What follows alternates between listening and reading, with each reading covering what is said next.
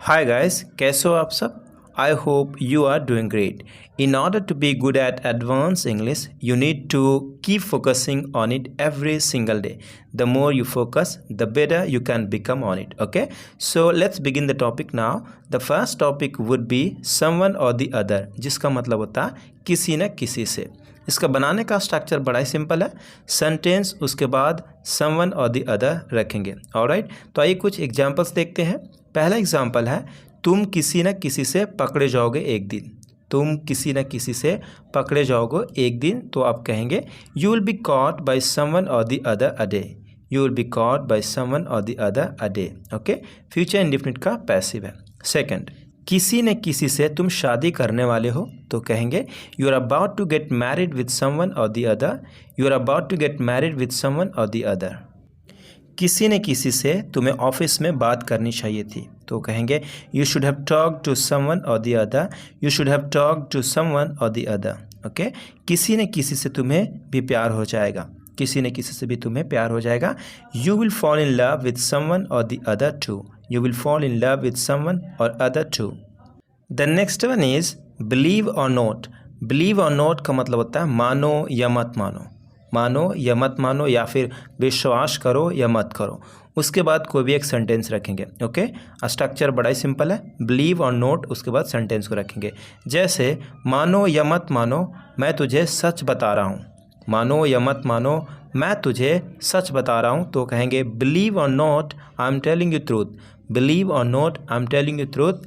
विश्वास करो या मत करो, मैं तो वहाँ गया था। विश्वास करो या मत करो, मैं तो वहाँ गया था। Believe or not, I went there. Believe or not, I went there. मानो या मत मानो, वह तुमसे शादी नहीं करेगा। मानो या मत मानो, वह तुमसे शादी नहीं करेगा। Believe or not, he won't get married to you. Believe or not, he won't get married to you.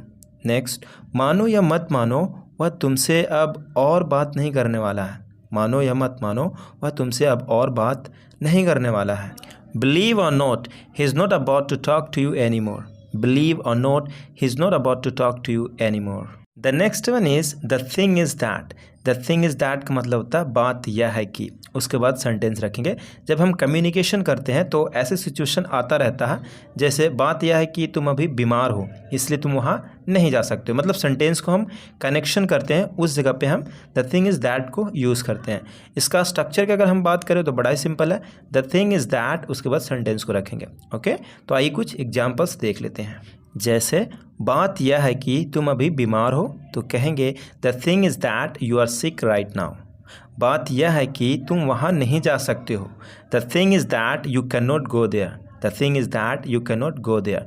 B focused and keep learning guys. Okay, और भी स्ट्रक्चर है। Stay connected and stay awesome. बात यह है कि वह success के कगार पर है। मतलब अब और कभी भी सक्सेस मिल सकता है, तो हम कहते हैं सक्सेस के कगार पर है। इसका एक पर्टिकुलर यूज़ होता है on the verge of.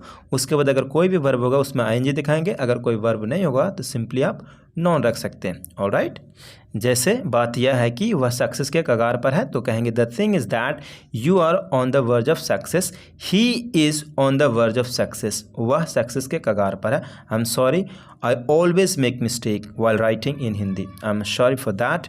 Okay, second, बात यह है कि वह तुम्हारी बात नहीं सुनेगा। The thing is that he won't listen to you. The thing is that he won't listen to you.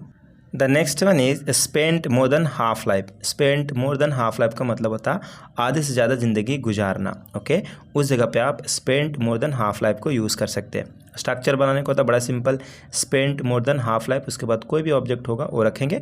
Spent यहाँ पे वर्ब का सेकेंड फॉर्म है। इसका फर्स्ट फॉर्म होता है स्पेंड, और उसके बाद थर्ड फॉर्म भी होता है स्पेंट। ओके, तो आइए कुछ एग्जांपल्स देखते हैं। मेरी आधी से ज़्यादा ज़िंदगी खेलने में गुजर गया, तो आप कहेंगे I spent more than half life playing. Okay, second, तुम आधे से ज़्यादा ज़िंदगी पढ़ाई करने में निकाल दी हो, तो आप कहोगे you have spent more than half life studying. You have spent more than half life studying. यहाँ पे इन नहीं लगाएंगे, क्योंकि जब भी स्पेंट जहाँ पे यूज़ करते हैं हम, वहाँ पे इन नहीं लगाते हैं उसके साथ में। ओके, वह आधे से ज़्यादा ज़िंदगी ऑफिस में काम करने में ही निकाल दिया। ही spent more than half life working at the office. मैं आधे से ज़्यादा ज़िंदगी तुम्हारे साथ गुजारना चाहता हूँ। I want to spend more than half life with you. I want to spend more than half life with you. The next one is that day is not far when. वह दिन दूर नहीं जब. बनाने का स्ट्रक्चर बड़ा simple. That day is not far when, उसके बाद सेंटेंस को कंटिन्यू करेंगे. यहाँ पे द डे भी बोल सकते हैं, वो भी चलता है, लेकिन दैट डे बोलेंगे तो भी ठीक है. ओके, जैसे वह दिन दूर नहीं जब तुम इंग्लिश बोलोगे तो कहेंगे that day is not far when you will speak English. वह दिन दूर नहीं जब मैं तुमसे मिलने आऊँगा. That day is not far when I will come to meet you. That day is not far when I will come to meet you. अब वह दिन दूर नहीं मैं तुमसे कहूँगा कि मैं तुमसे प्यार करता हूँ. That day is not far when I will say that I love you. वह दिन दूर नहीं जब मैं तुझे सलाम करूँगा. वह दिन दूर नहीं जब मैं तुझे सलाम करूँगा. That day is not far when I will make a salute. when I'll make a salute. Thank you guys. Thank you so much for watching this video. Please do support me so that I can make video for you.